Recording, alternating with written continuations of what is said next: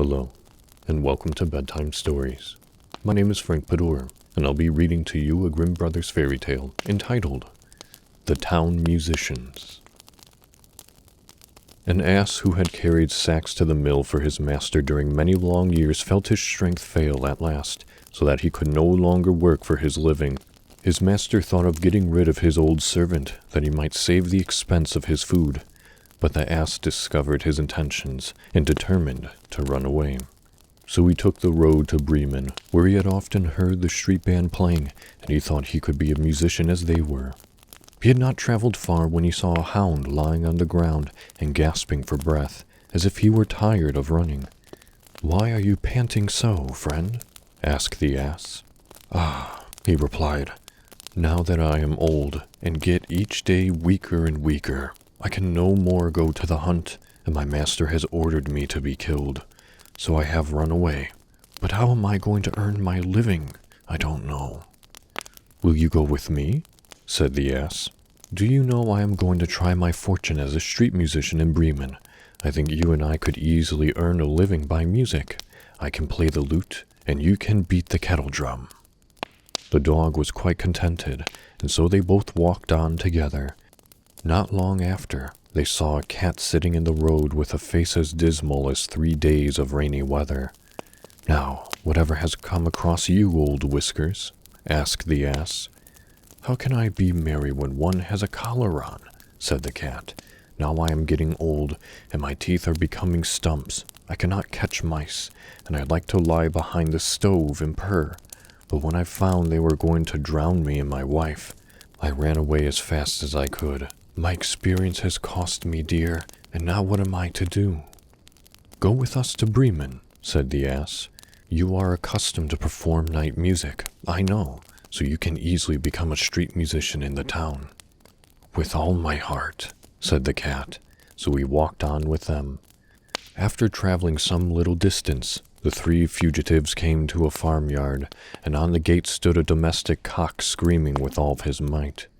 "Why are you standing there on your marrow bone and screaming so?" said the ass.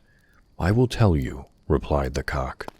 "I prophesied fine weather at Lady Day, when the family went to perform some of their religious work, and there was fine weather, but the housekeeper has no pity, for that there is a company coming on Sunday, and she shall want me to be put in the soup, so this evening my head will be cut off. Therefore I shall scream at the top of my voice as long as I can." "Listen, Redcomb," said the ass. "Would you like to run away with us? We are going to Bremen, and you will find something better there than to be made into soup. You have a fine voice, and we are all musical by nature." The cock readily fell in with this proposal, and they all 4 went away together. They could not, however, reach Bremen in one day, and evening came on just as they entered a wood, so they decided to stay all night. The ass and the dog laid themselves under a large tree, but the cat made himself comfortable on the branches. The cock flew to the summit of the tree, where he felt himself quite safe. Before they slept, the cock, who from his high position could see to all points of the compass, discovered in the distance a tiny spark burning, and calling to his comrades, told them he was convinced that they were not far from a house in which a light was shining. "Then," said the ass, "we must rouse up and go on to this light, for there is plainly a harbor of refuge for us." And the hound said he should be glad of a little piece of meat or a couple of bones if he could get nothing else. So they were very soon on their way to the place where the light shone, and it grew larger and brighter as they approached, till they saw that it came from a window of a robber's cave. The ass, who was the tallest, went near and looked in. "What is to be seen, old grey horse?" said the cock. "What do I see?"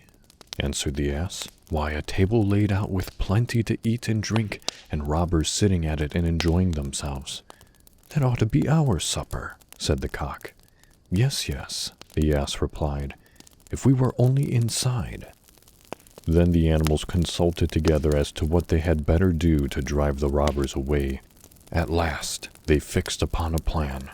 The ass was to stand on his hind legs and place his forefeet on the window-sill, and the dog to stand on his back. The cat was then to climb on the dog, and above them all, the cock promised to fly and perch on the cat's head. As soon as this was accomplished, at a signal given, they all began to perform their music together.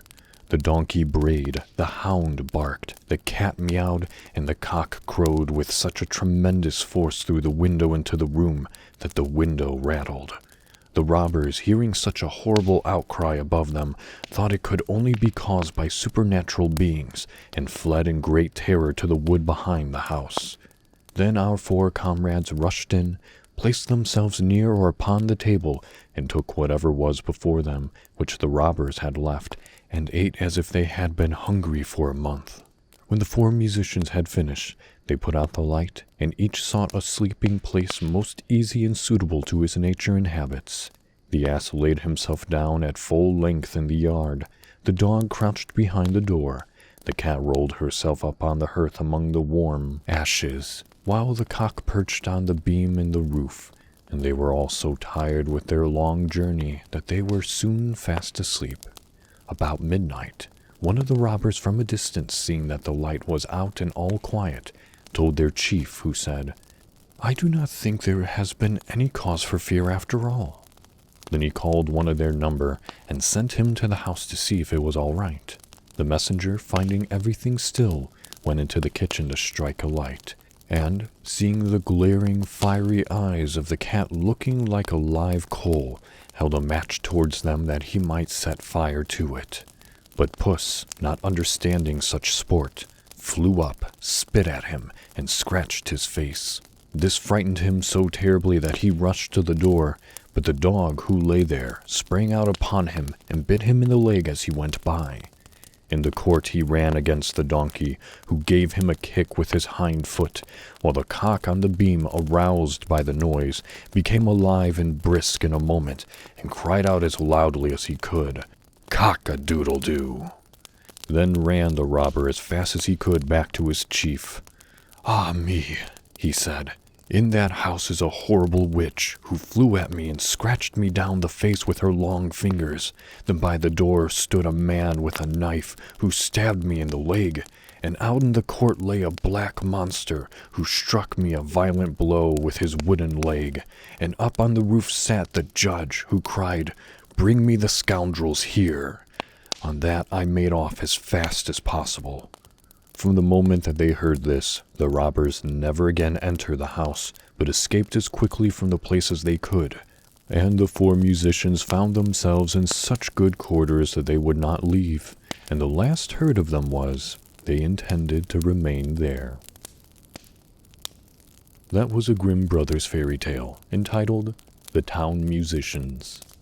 Thank you for listening. Good night, and sweet dreams.